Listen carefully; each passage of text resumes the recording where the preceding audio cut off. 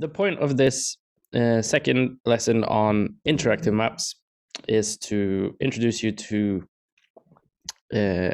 creating zoomable maps, maps that you might have seen on the web in different ways, that you can interact with, choose different layers of data that is visible. And there are several ways to do that, both in and out of Python. We will be using a package called Folium in this lesson, but you can also check out these other packages that allows you to create more or less the same result. But we have found that Folium is relatively simple to use, and it also can give you an output of some JavaScript files that, if you're familiar with that, or if you're not familiar with it, it's a common language used on the web. So Folium is both easy to use and provides you with a versatile output. So let's start by creating first a simple interactive web map by importing Folium. And then we also need the GeoPandas. We will import matplotlib and pyproi as always. Since we will be doing plotting with geodata, we need to make sure the coordinate reference systems are correct. So the way that Folium works is by creating a so-called map instance where we would then plot our data onto. So in a similar way as with the matplotlib subplots that we created in the static maps notebook, where we first in a way created an empty plot. Here in Folium we will create a empty map instance, except that the empty map instance from the start also contains a base map. So the way we do that is by calling the Folium package and its map generator or map function. And then we can pass it both a location where it will be centered and a initial zoom level. So if we start with the location parameter, that takes a list that contains the latitude and longitude coordinates. So let's start with a 60.5.25 and 24.8. Let's start with just running that. And then we can see we get a empty map instance that is centered somewhere around Helsinki. And we can also define the level of zoom that we want to start at. So zoom start allows us to define that. Let's start with 10 and see that we get zoomed in a little bit. And then I guess the control scale that you see in the top left, we can also, that is there by default, but we could also control scale pass it. I think if we pass it false, then it will right. It is that we are allowed to scale within the map, or is this outdated? No, it seems obsolete. So it has worked before, but not anymore. So we can disregard that. But like with our subplots from matplotlib, we stored that into a fig and axes. The common way to do it with a Folium instance is to store that as just one variable, usually an M for map. So store the Folium map generated instance in an M, and then accessing that again with M.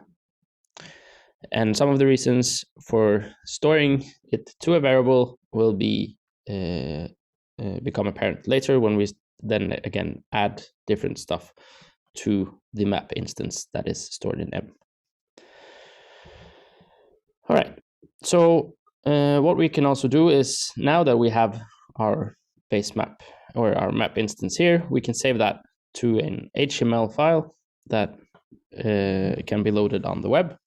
So we do that in quite a similar manner as we have done with figures. So we define a file path that as a string. Let's call that basemap.html, and we can take the map instance in M and save to output file path. So by running that, then if we refresh here, we now have a basemap.html file in our file browser, which we can double click and open. And within Jupyter Lab, we need to trust the HTML, but then if we do so, we can load our map, which we can drag around and zoom in and out of. Okay, so that is a good start. Let's close the base map and then continue here. So as we did in the end of the last lesson notebook, we added some base maps and changed the style. We can do the same thing here in our Folium instance. So let me scroll up and then copy this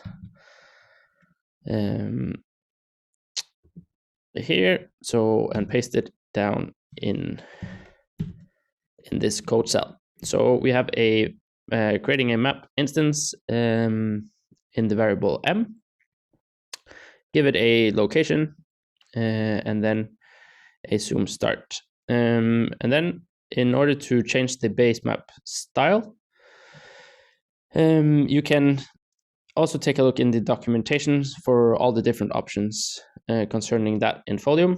But the main thing we will be using, if we know the name of the base map style that we want to use, or the tile provider, is to pass it the tiles parameter. So tiles, and let's check out the Stammen toner map and run that, and then call our map instance to show it, and we will see that we have the same base map, or the same frame for our map instance, but we have changed the base map here. Okay, I hope that made sense, because I will now continue into adding some more data on top of our base map. So in the static map, we plotted our different layers and then added our base map in the end. But in Folium and on interactive web maps, the base maps are loaded first, and then the layers of data are loaded on top of that. So we will do that now. First, create a map instance. I will copy or paste in again the map instance we had before. And then what we can do is to, let me just run this to show the starting point again. So this is the map we have. Let's try to add a layer of a single marker, or just add a marker to our web map to see how we can make that pop up on our instance. So in Folium, what we can do to do that is to call Folium and use Folium, and call the marker constructor. Let's take this on some different lines, and one parameter that we will then pass the marker is a location. So in the same way as above, we can pass it a location. So 60.20 and then 24.96 are the coordinates we're passing on. So if we run this now, then nothing happens because we have created a marker, but we haven't added it to our map instance. So in the same way that we in the static maps notebook plotted the roads and the metro to the axis of the grid layers, we will here now create the marker and then plot it to our map instance. And the way we do that in Folium is to after the last parentheses of the marker creator, we type .add to and then our map instance, which is M. So if we run that now, we can see a pin popped up, a marker that is located close to Kumpula campus. So that is basically how you can create one single marker. We can also give that some more information. So for example, give it some information that will appear when we click on it in a pop-up not a window, but in a pop-up box. So there we can give it a string value, for example, Kumpula campus. Then we should also, let's just try to be a bit more detailed to make sure it is actually located in Kumpula campus. And then we can also pass a icon parameter that defines the style and look of the icon. So if we want something different than the default blue one. Folium has different standard styles for markers. So we can call one of those by calling Folium icon and then setting the color of our marker to green. And then they also have different types of icons within the icon. So we can go for the OK sign. If we try to add that to the map, we can see the marker has changed. The location is now in Kumpula campus. And if we click on it, we get a little pop-up box saying the text that we defined in our marker. All right. So that is how we add one point individually, but that is very cumbersome to do that if we have a bunch of different points or addresses that we want to plot on the map. Then we would like to do that in automated and not have to plot every marker individually. So we can try to do that now. We have a addresses shape file that we have used before as well in our data folder. So we can read that in a geodata frame called points, and then we can check out what the data frame consists of. So by running this cell and calling points.head, we see we have a different addresses with one ID and a shapely point object. So what we can then quickly do to get those points and add them to a Folium instance is to convert them from a geodata frame into a GeoJSON file format. GeoJSON is also commonly used on the web, so it works really great together with a JavaScript library like Leaflet.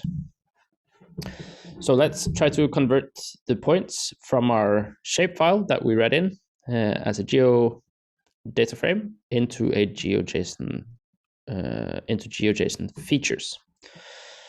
So let's create a variable called points GJSON, and there is a built-in Folium function to convert to GeoJSON. So we will call Folium, and we want them to be features in the type GeoJSON. Yes, and so what we can do, or what we need to pass to this GeoJSON constructor in a way, is our points dataset, and then we also need to pass it a name to use in Leaflet or in Folium. So our addresses are points of public transport stations in Helsinki. So let's call it public transport stations to not get too creative. So if we run that, then it has loaded the points into GeoJSON features. So if we uncomment this line in the code cell here and run that, we can see how Folium has converted our geodata frame into GeoJSON. So this is the format that GeoJSON looks like. You don't necessarily have to get too familiar with it, but it is in a way a large list that contains a dictionary of each point and their properties. So if we compare to the geodata frame we had on top here, we can see there's an ID in our geodata frame that is the index from our geodata frame, and we said that it was supposed to be a feature when we constructed it with Folium, and then there are some properties that are extracted from our geodata frame, like the address and the ID column, and then there's it also stores the coordinates. So that is what we you don't need to know this in detail, but just so you're aware, you can also check out how the conversion has gone, and in case you want to do even more advanced JavaScript things with your data, this is one way to access the features. But I'll comment out that cell now, because we just need to know that it's stored in memory as GeoJSON. So what we can then do is create a map instance. Let me go up and then copy this map instance again.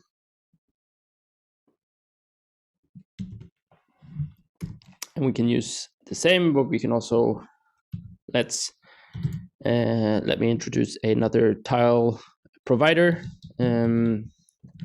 So if we use in the tiles parameter pass, you don't have to do this, but CartoDB positron, that provides a quite nice base map that is doesn't have that strong colors, so it allows you to focus on the content. So now here we have a empty base map or map instance, and what we can do is then take our points GeoJSON features, or the features that we stored in this variable, and then again add to, and then to the, in parentheses, the map instance. So if we run this, we now have then converted all the addresses to GeoJSON features, which we are able to plot onto a folio map. So now here, all our points from our addresses are loaded onto our map. Okay. So that was nice. All right. So one of the nice features of web maps is that you can basically load 1,000 different layers into the map. But if you do so, it's difficult there will be information overload. But one of the nice features is that you can turn different layers on and off. So let's try to see how we can add a layer to a map instance that we can turn on and off, so that we can select if it should be visible or not.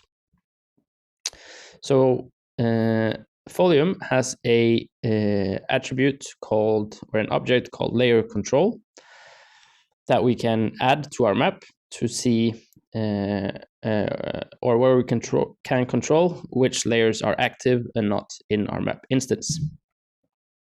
So now that we still have our map instance from above active in memory, we can use Folium to add the layer control object to our map instance. So Folium.layer control, and that is an object that we add with parentheses, as it's a method, and then add to M, our map instance. And if we then show our map again, a small m, run the cell, and then we, behind my face, now have two map. That's because I added it twice. Okay, so if we just first create the map instance here and then run this once, we should now have a layer control that has, first we can see the active tiles, and that is, we need one set of tiles active, so, and we have only loaded one, so we can't uncheck that. But the other layer that we have added to our map, we can check off or check on, whether however we like. And you can basically add lots of different layers and show just one at a time, but then the user can click around and choose which should be active. So that is a nice feature that you can experiment with. Okay, then we will try to make a different type of interactive map with the same basic structure. So what we can try to do now is to create a heat map of our point data.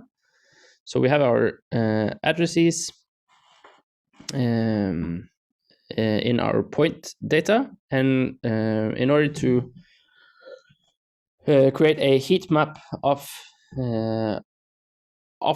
those different points, we need to access both the the X and Y coordinates for the different points in order to, as you might know, a heat map is a form of estimation of where all the points are. So we need to get the X coordinates and Y coordinates individually in order to do that calculations. So one way we can do that is to, in our points, if we first take our points and just check out the data again, we can see we have the points here in our geometry column. One way we can store our X coordinates and Y coordinates in separate columns in order to be able to get each of them is to create a column in our points data frame. So if we take a column and new column, call it X, we can access our geometries from our geometry column, and as they are shapely objects, we can access their X values, and we can take the whole line of code, change it to Y in both the new column and in the attribute we're getting. And then if we then take our points and look at the head there, we now see we have created a separate column for the X and a separate column for the Y values. Sorry. So what we need to pass to Folium and the Heatmap plugin is a list of points. And as someone on Slack noted some time ago, there are differences in the way which different softwares and packages use latitude and longitude. Some use the X coordinate or latitude and then longitude, others use longitude and latitude. And it can be quite confusing, both for newcomers but also for experienced GIS people. So, but in Folium, they use the Y values and then the X values in their points for the Heatmap plugin. So then we need to create a list of points with their Y values and then their X values in a tuple. So a easy way to do that, or a quick way to do it, is to create a new variable. Let's call that locations. And in the locations, we want to end up with a list. So use the list function, and then we will zip over the Y and X column of our data set. So that means it will take the the zip constructor take the first values we pass it, so the Y, and take those together with and in a comma construct a tuple with the X column. So if we run that runs okay, and we can access the locations and see that now we have a list of tuples with the Y coordinate and the X coordinates for all our different addresses. Okay, that might have been a bit quick, but I hope you were able to follow along there. So what we can do then to create a map, a heat map, is to first we will scroll up and copy our map instance. Let's continue to use that. So first we import the Heatmap plugin from Folium plugins, and then create our map instance. And in order to create a heat map. Here we have typed out the different parameters that are that the heat map constructor takes or can take. So they are optional except for the data parameter, which we need, but the basic form of the heat map constructor is a heat map, and pass it then the data that we want to create the heat map of, which is our locations list, and then we can add that to our map instance, and then in the end show our map by calling the m variable. If we run that, we can see that we have now gotten a heat map of our data. And so, as you can see, when we scroll in and out or zoom in and out on the map, the heat map changes, because the heat map is it's a relative estimation of where there are most points. So those will change, but this is just a quick way to create a heat map of a list of points, and taken from a shape file. All right. Okay, we have a few more types of maps to go through. So I will do that, at least for the first. They are created in quite a similar fashion. So I'll go through the first one a bit more in detail, and then maybe some copy paste for the second type.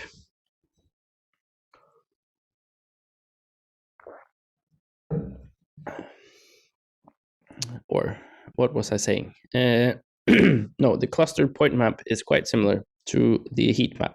So from that, I will we will do that a bit quickly, and then the Choropleth map will go through in a bit more detail afterwards. But yes, so let's just copy the map instance again, so we don't have to type that again. But so a clustered point map is a possibility, an option that we can do in Leaflet and Folium, where we automatically cluster together different points based on the zoom level that the user is interacting with. So in order to do that, we can import the marker cluster plugin from Folium, and then quickly create the same map instance as we have done before. And then for the marker clusters or clustered points, we then again need a list of coordinate pairs. So here is the copy paste part of the heat map list of points, or we can simply just use locations. I'll just copy that. So we have have locations. Then we can simply jump to the last of the code cells and first create a marker or use the marker cluster plugin in the same way that we did with Heatmap, basically, and pass it the locations list of data. If we store that in a variable called marker cluster, we can then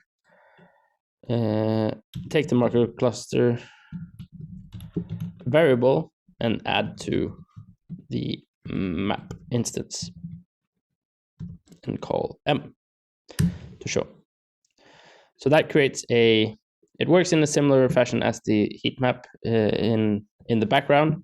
So that's why there's a bit of copy paste here, but it groups together those points that are close to each other, and then you can see that for some of the points, when there are more than 3 points, it creates this polygon, which is the convex hull of those points.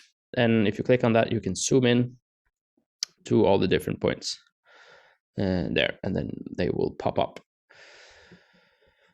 So that is also can be a neat way to make sure that there is not too much information going on in the map at the same time, as compared to having all the maps or all the pins plotted out in the map. You can have a more granular view of all the pins. So yes, that was marker clusters. So the Choropleth map, which we will create now, is something that we often want to create, or Choropleth maps is a popular form of maps. But here we are loading in some data from Statistics Finland, to plot some population data to a interactive web map. So here we use a web feature service like we did in lesson 3 to access data from, in this case, from 2020. So this code cell,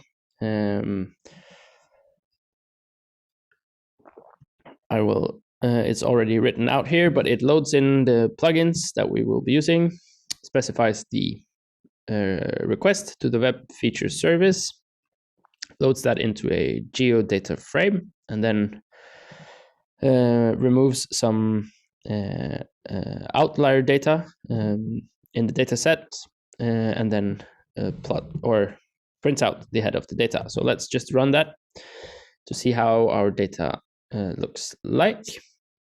So here we have our different grid polygons with an index and with a population column, which we will be interested in.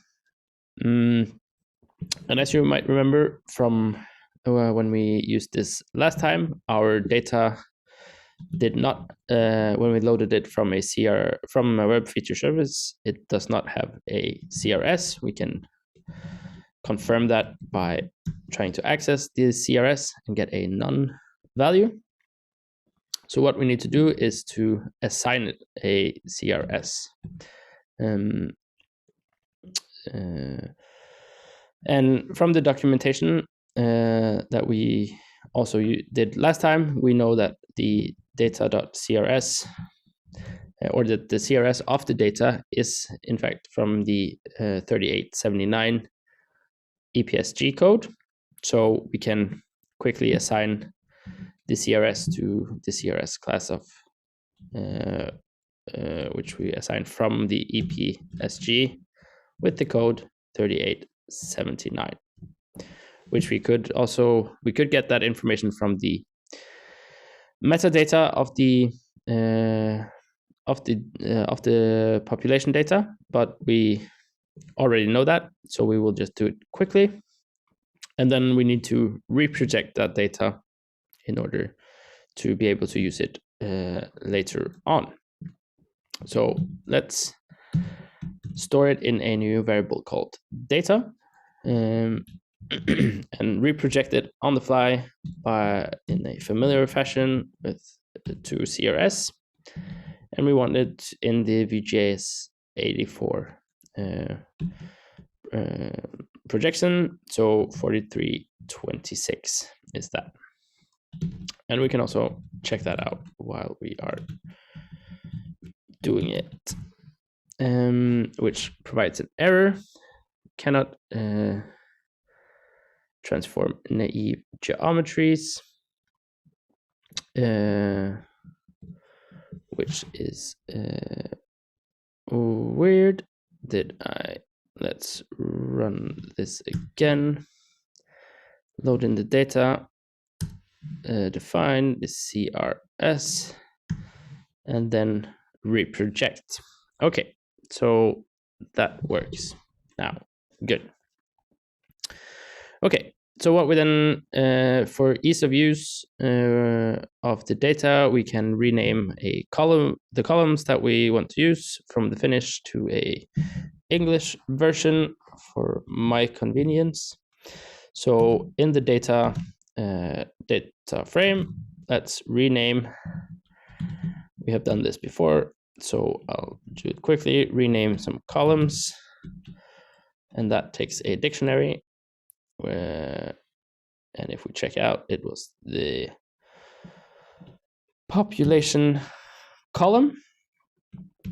I'll cheat and copy and paste that, and then rename that to pop 20 for the population of 2020. Okay,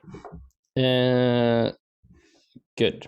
So Folium, in order to be able to plot all our data to the interactive web map, Folium needs a unique ID for each row. And the easiest way or best practice is to, or if we go to our data, we can see that each row has an index column as well. But we can see it is increasing values, but not all values in the range are there. So here 704, 705, they are missing. So for the best performance by Folium, especially if we were to work with even larger data sets, would be to have a identifier ranging from one number to another that included all the numbers, but as string values, because that is how Folium needs it. So let's create a column in our data set with this type of identifier. And we can indeed use the index of our data, but we need it as a separate column. So let's create in our data frame, create a column called GeoID. And we can set that to the data, to the index of our data frame, but converted on the go to a string. Okay.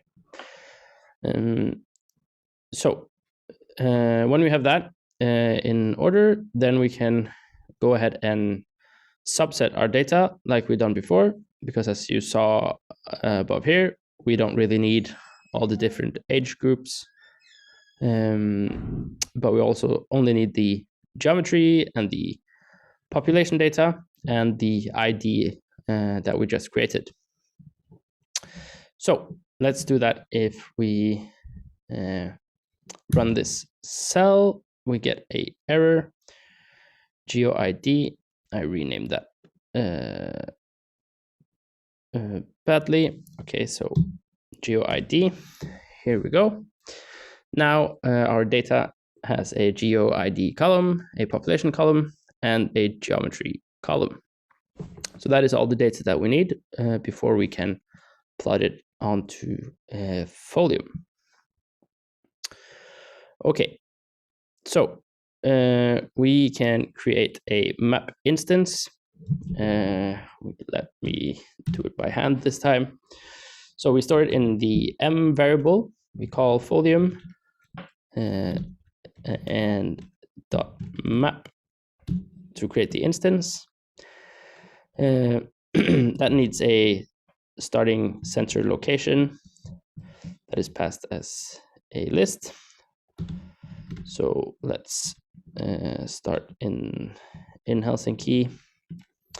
We will separate by commas, use the same tiles as we did before, the CartoDB positron, and start the zoom level at 10.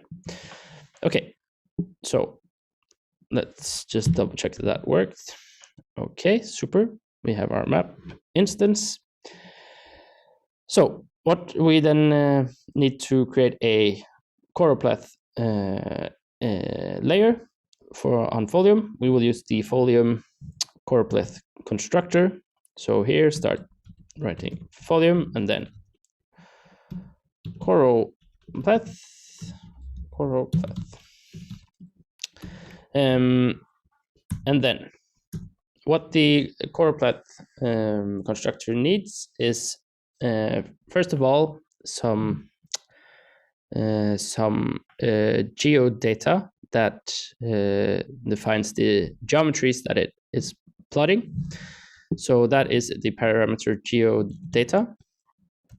And for us, that is the data geodata frame. And then it also takes a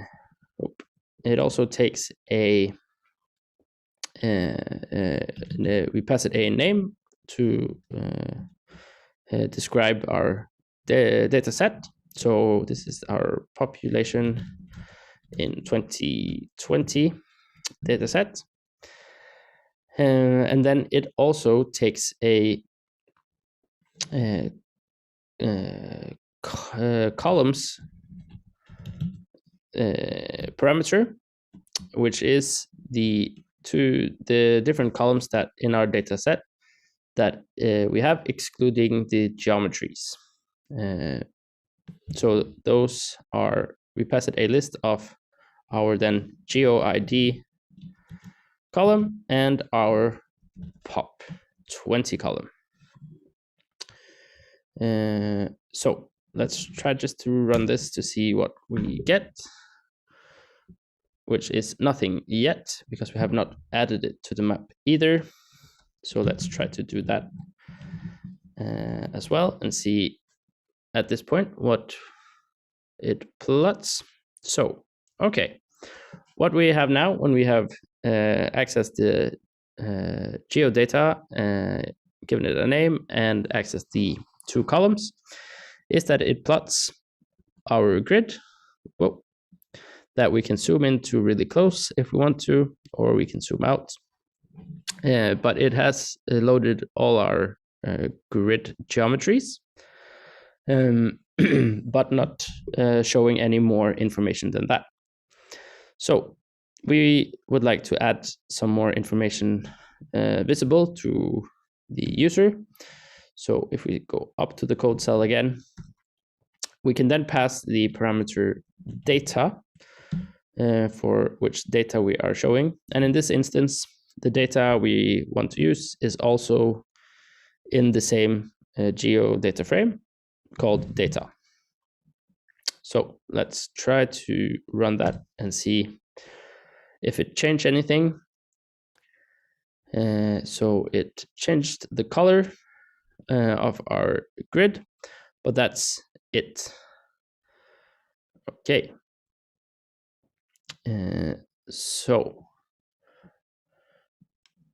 And that is basically because we have just said that we want you to show us the data, but we haven't told it to use any classification or colors or any of those sorts of things. So so if we try to pass it a fill color, let's use the yellow, orange, red.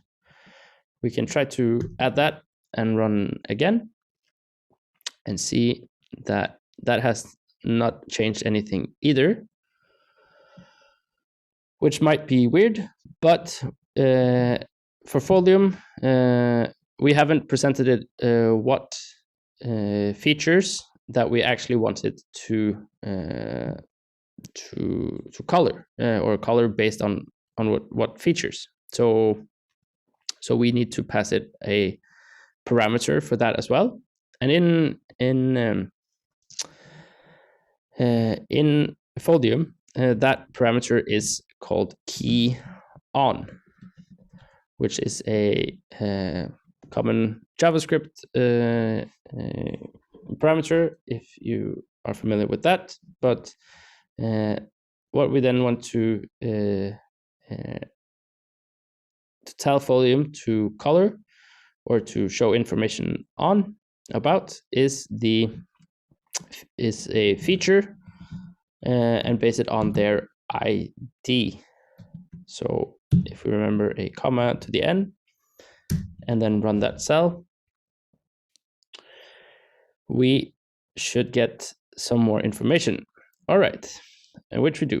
Then we both get a different colors for our grid cells and a color bar of the range of our data. So this now represents the population in each grid cell. And if we zoom in, we can see here in the Helsinki center, the concentration of people is larger. And going further out, it is more sparsely populated. So that is good. So that is just a basic intro into how you could add this kind of Choropleth data, like we did in the static map, but in this instance for an interactive map. And there are a bunch of different ways you can customize your interactive maps as well. We could give it a line weight of 0 to remove all the lines around each grid cell, creating a more a bit nicer view. And we could give the legend a name to make that more informative. So we could pass it population in Helsinki to give the add a title to the legend.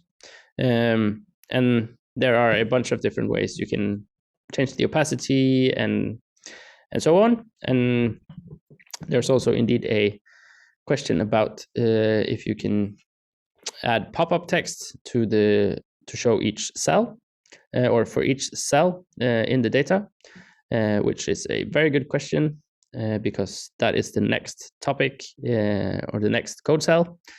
So here we will try to access each grid cell and add a tooltip or a pop-up text to show that value, and in our instance, the population data. So, in order to do that, it's a bit complicated and not necessary for you to solve this week's exercise. And in interest of time, I will copy from our course web pages, which I have up here, and I can paste it in here and explain what is going on. So in order to create tooltips or for our GeoJSON polygons, there are a few different ways to do that, but one version or one way to do it is to convert all our different points from our data to GeoJSON to a GeoJSON format. So here, using Folium features, creating a GeoJSON format like we have done earlier, we're taking our data frame, so the population data, basically, and then passing in Folium, you can pass it a tooltip provider or parameter that creates tooltips for each of the features, and then here you can define which field in the data you are accessing and what alias, so what label you want to assign that to that field as well. And so here it it kind of creates a GeoJSON of the same data layer, but sets the color to transparent. So in a sense, when doing it this way, we are doing adding 2 layers of the same data, which is a bit it's not the optimal solution, but it's a quick way to do it. So there are other ways you could do it as well. But here, if we then have converted our grid to a transparent layer with information about the population, we can add that to the map instance and run the cell. And then if we zoom in to a cell, here we can then get a pop-up or a tooltip with the label, population that we said, and the value from our POP20 column. Okay, so that was a good question and very timely asked. And basically that was it for the notebooks that I'm going through today. There is another notebook on the course web pages and in Jupyter Lab, which is a employment rate map. It basically goes through many of the same processes that I have gone through today, but takes a different data source of employment rate data, combines it with the municipalities or